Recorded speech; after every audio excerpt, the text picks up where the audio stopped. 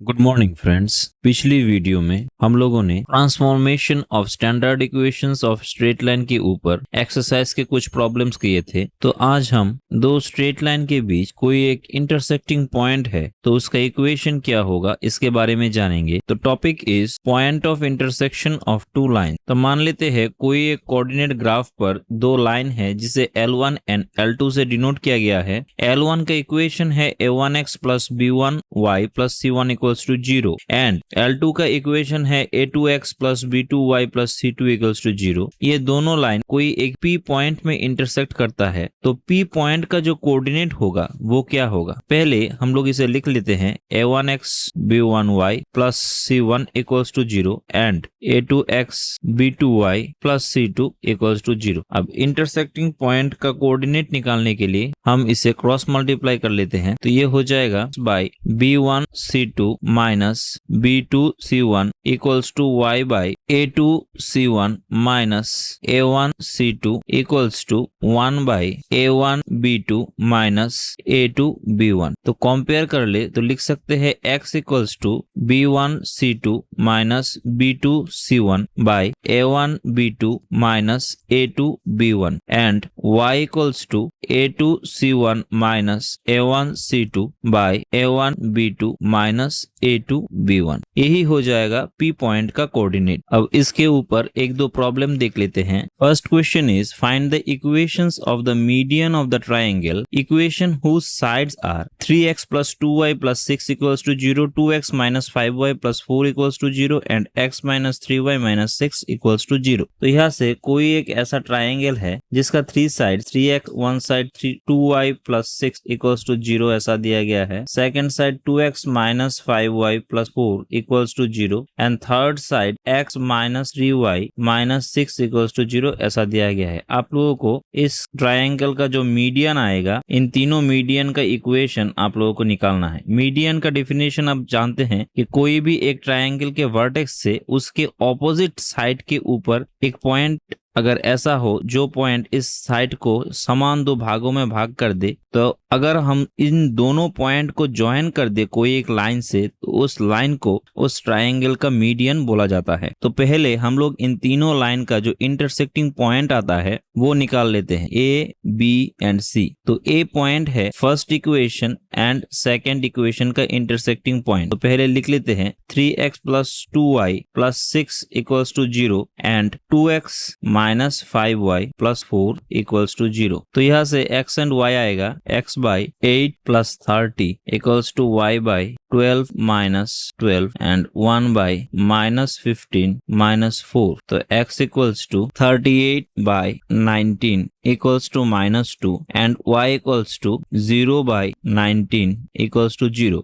मतलब coordinate of point A आएगा -2, 0। Similarly ये जो B पॉइंट होगा इसका कोऑर्डिनेट इन दोनों लाइन के इंटरसेक्ट से आएगा। तो ये दोनों अगर ऐसे लिखे 3x plus 2y plus 6 equals to 0 and x minus 3y minus 6 equals to 0, यहाँ से क्रॉस मल्टीप्लाई कर ले तो कोऑर्डिनेट ऑफ B पॉइंट आ जाएगा -6 by 11, minus 24 by 11 and 2x minus 5y plus 4 equals to 0 and x minus 3y minus 6 equals to 0। इन दोनों line मतलब AC और BC को अगर हम ले ले तो इन दोनों का जो इंटरसेक्टिंग पॉइंट है वो C आएगा। तो यहाँ से कोऑर्डिनेट ऑफ C का वैल्यू हो जाएगा -42 एंड -16। अब इसको यहाँ पर लिख लेते हैं -2, 0 A का कोऑर्डिनेट, B का coordinate -6 by 11, -24 by 11 and C का कोऑर्डिनेट -42 एंड -16। तो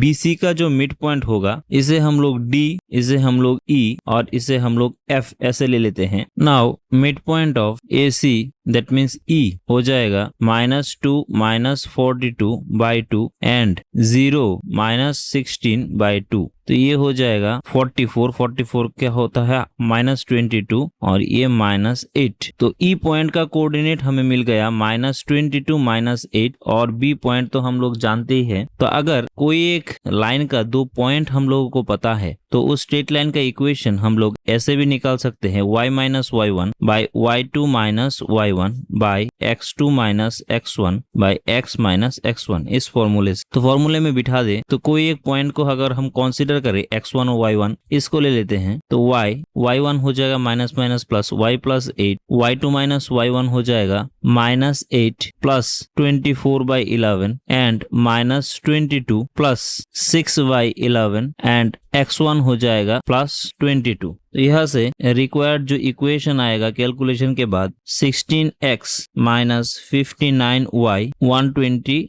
= 0 ये हो जाएगा BE का इक्वेशन। सिमिलरली सेम फॉर्मूला हम लोग यूज करके सेम प्रोसीजर में हम लोग AD एंड FC का भी इक्वेशन निकाल सकते हैं। तो इक्वेशन ऑफ AD हो जाएगा 41x 112y - 70 = 0 and equation of FC हो जाएगा 25x - 53y + 50 = 0 और ऐसे हम लोग तीन मीडियन का इक्वेशन निकाल सकते हैं। यही हो जाएगा required answer. Second question is prove that the line y = √3x + 1, y = 4 and y = -√3x + 2 form an equilateral triangle. मतलब यहाँ पर तीन लाइन का इक्वेशन दिया गया है, आप लोगों को प्रूव करना है ये तीन लाइन मिलकर एक इक्विलेटरल ट्रायंगल क्रिएट करता है। तो शुरू करते हैं। पहले दिया गया है जो तीन लाइन, यहाँ पर इसे नंबर 1, इसे 2 और इसे 3 मान लेते हैं। तो अगर इक्वेशन 1 एंड 2 को सॉल्व करे तो मिलेगा 4 =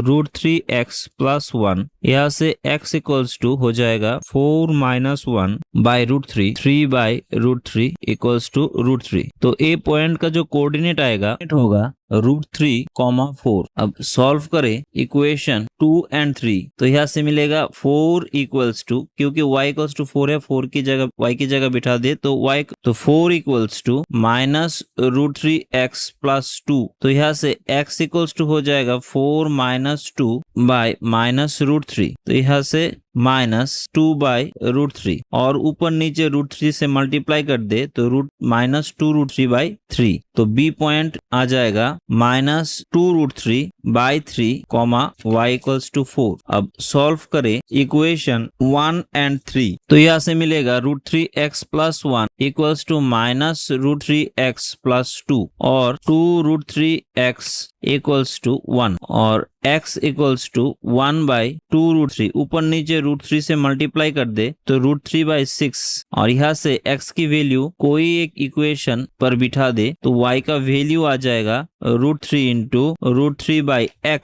सपोज इक्वेशन 1 पर ही बिठा देते हैं +1 तो यहाँ से y का वैल्यू आ जाएगा 3/2। तो यहाँ से C पॉइंट का जो कोऑर्डिनेट आएगा वो हो जाएगा √3/6, 3/2। तो ये तीन लाइन में से तीन इंटरसेक्टिंग पॉइंट हम लोगों को मिल गया। अब इनका डिस्टेंस अगर हम निकाले AB = x1 - x2 whole square plus y1 - y2 इसका होल स्क्वायर। तो 4 - 4 0 हो जाएगा और ये हो जाएगा 5√3/3 इसका होल स्क्वायर, इसके ऊपर रूट। तो स्क्वायर एंड रूट मिलकर एलिमिनेट हो जाएगा और ये हो जाएगा 5√3/3।